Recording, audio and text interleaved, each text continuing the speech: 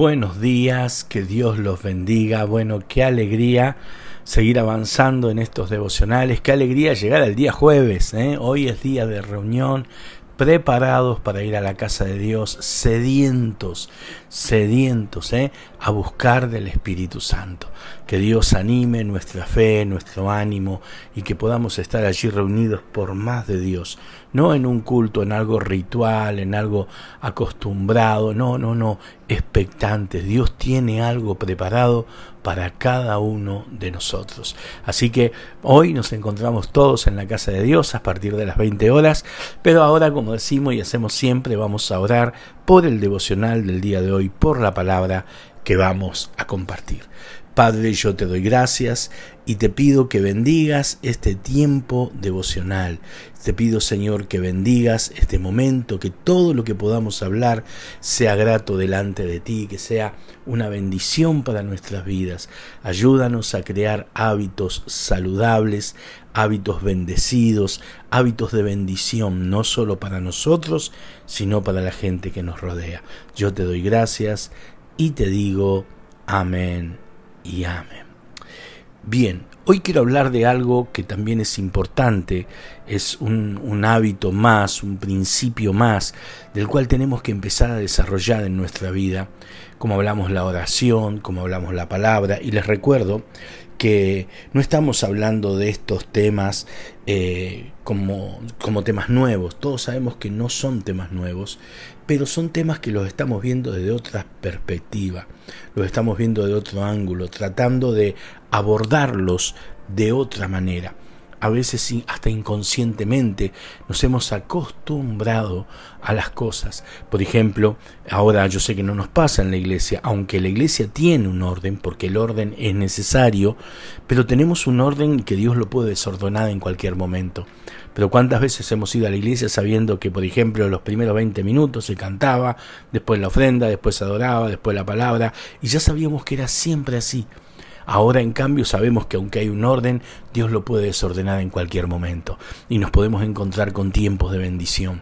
Entonces, esa es la idea, empezar a ver esto desde otra perspectiva, empezar a entender que Dios no está limitado a una estructura. Obviamente, como les dije recién, necesitamos un orden, pero como dijo un gran avivador, yo ordeno las cosas para que Dios las desordene cuando Él quiera.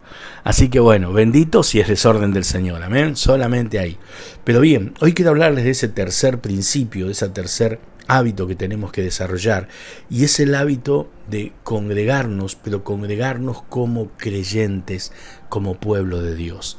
A ver, los voy a explicar. La iglesia primitiva, por ejemplo, Hechos capítulo 2, versículo 46 y 47 dice: y perseveraban unánimes cada día en el templo y partiendo el pan en las casas, comían juntos con alegría y sencillez de corazón, alabando a Dios y teniendo el favor de todo el pueblo. Y escuche esto: y el Señor añadía cada día a la iglesia los que habían de ser salvos. En Hechos capítulo 4 versículos 32 dice: y la multitud de los que habían creído eran de un corazón y un alma. Y añade: y que se hacían prodigios, milagros, maravillas por los apóstoles que no habían necesitado en la iglesia. La iglesia primitiva era una iglesia avivada. La iglesia primitiva era una iglesia conquistadora. No paraban de avanzar. La iglesia del primitivo era una iglesia poderosa. Había milagros en medio de ellos. Había cosas tremendas sucedían a tal punto que esos milagros hicieron que tuvieran el respeto y el favor del todo el pueblo. Aún de los no creyentes respetaban, miraban con respeto a la iglesia. ¿Por qué? Por los cambios que había en las personas, por los milagros que sucedían, por cómo conquistaban, por cómo avanzaban, por cómo crecían. Ahora, ¿qué tenía esta iglesia para ser tan especial? ¿Qué tenía esta congregación para ser tan poderosa? Y yo te voy a nombrar tres, hay varias cosas, pero tres que para mí son fundamentales. Número uno, si bien tenían el hábito de congregarse y de reunirse, como lo vemos aquí, ellos cada día iban al templo a reunirse, se encontraban en las casas a partir del pan, a pasar tiempo de comunión, pero lo hacían a diario, ese congregarse. Era un hábito el congregarse, pero lo hacían bajo principios especiales. Por ejemplo, esta gente había entendido que la fe era un camino que no se recorre solo. Ellos no se rodearon de otros creyentes. El creyente se acostumbró a estar rodeado de otros creyentes, a animarse unos a otros, a compartir unos con otros experiencias y hasta bendiciones, a animarse. ¿Sabes? Nosotros debemos entender que la vida cristiana no se hizo para vivirla sola.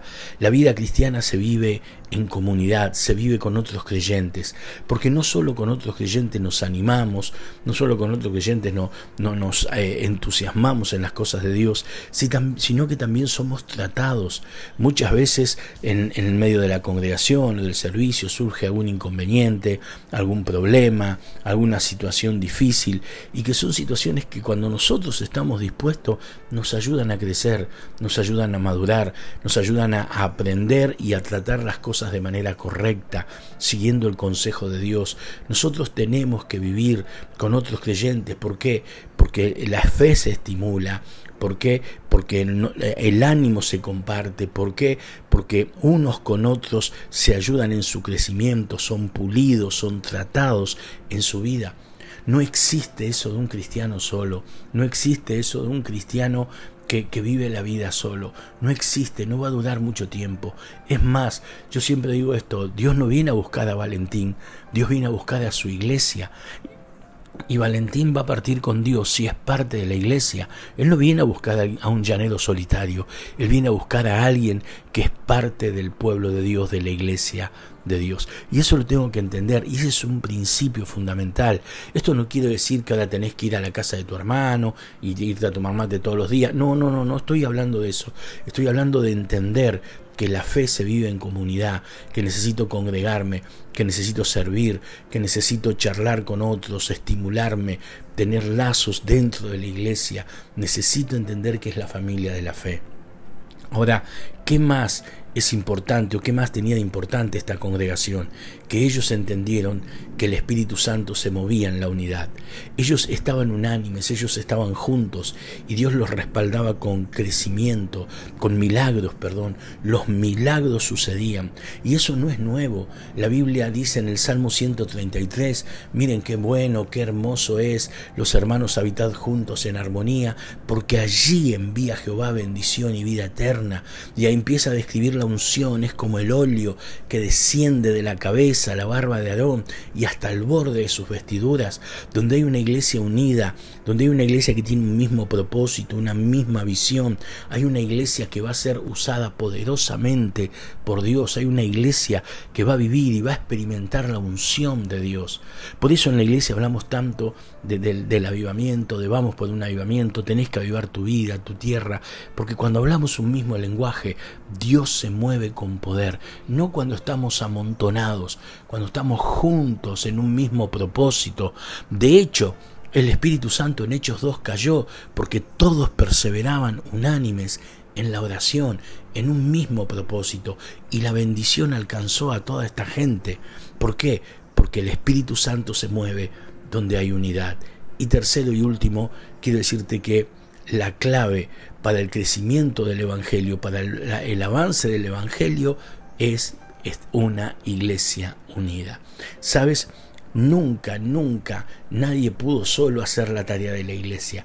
Jamás nadie lo va a poder hacer. Jesús, cuando él decide viene a esta tierra y predica el Evangelio y la buena noticia, él forma un equipo de 12 y después de 70, y en el aposento alto había 120, y él le anunció a 500 que iba a suceder eso, y después se siguió añadiendo gente. No tengo que ser claro que yo necesito trabajar junto a otros creyentes para que el reino de Dios avance, para que la palabra de Dios se cumpla. El reino de Dios avanza cuando trabajamos juntos, cuando juntos hacemos la tarea, cuando cada uno aporta lo suyo desde su parte, cada uno hace su trabajo. El reino de Dios avanza con una iglesia que trabaja junta, y donde hay una iglesia que trabaja unida, donde el Espíritu Santo de Dios se mueve, donde la iglesia entiende que no vive la fe solo, bueno, allí esa es una iglesia bendecida, una iglesia que marcha en bendición. ¿Saben? Para terminar y no extenderme más en el texto, hay un pasaje que me encanta, porque a veces nos preguntamos, Señor, quiero tu presencia, Señor, yo quiero tu libertad, Señor, yo quiero tu bendición. Y la Biblia nos dice que donde está el Espíritu de Dios, allí hay libertad.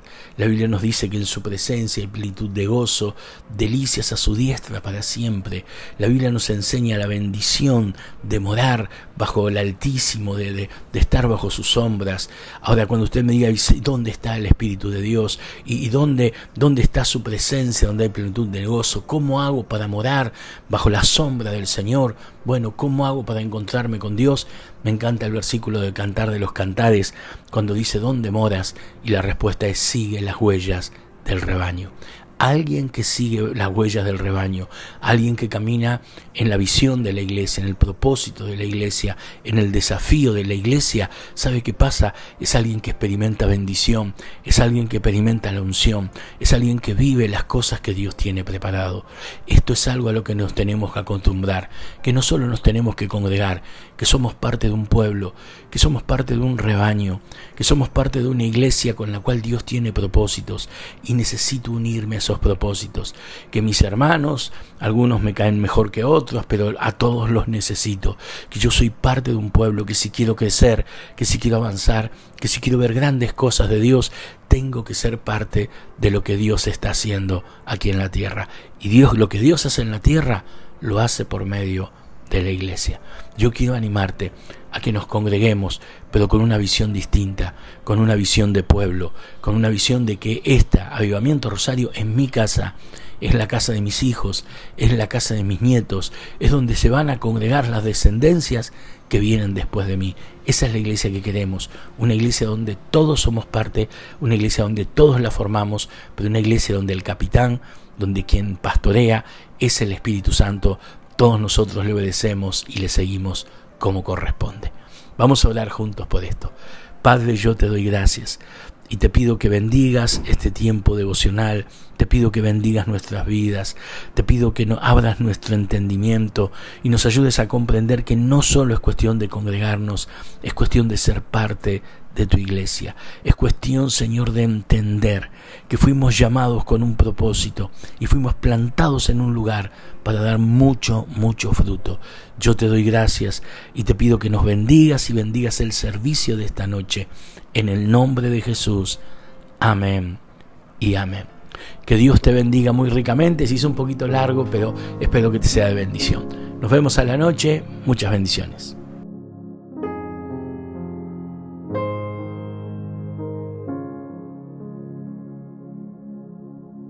Heme aquí, Señor, envíame.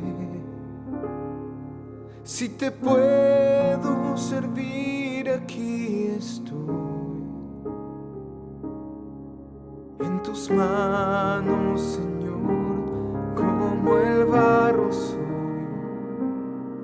para que me hagas a tu imagen. Tómame, yo lo haré, te obedeceré, sin reservas ni condiciones te serviré. Yo lo haré, te obedeceré, sin reservas ni condiciones te serviré.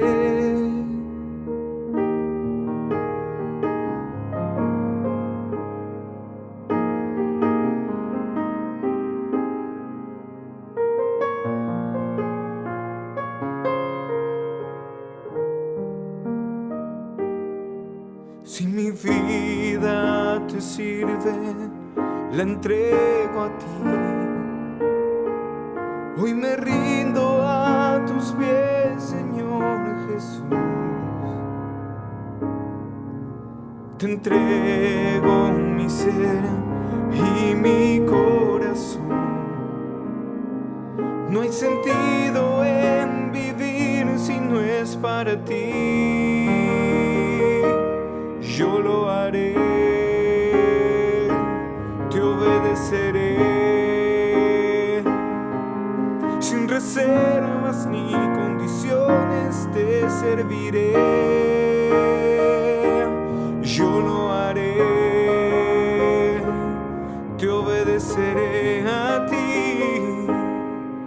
sin reservas ni condiciones te serviré.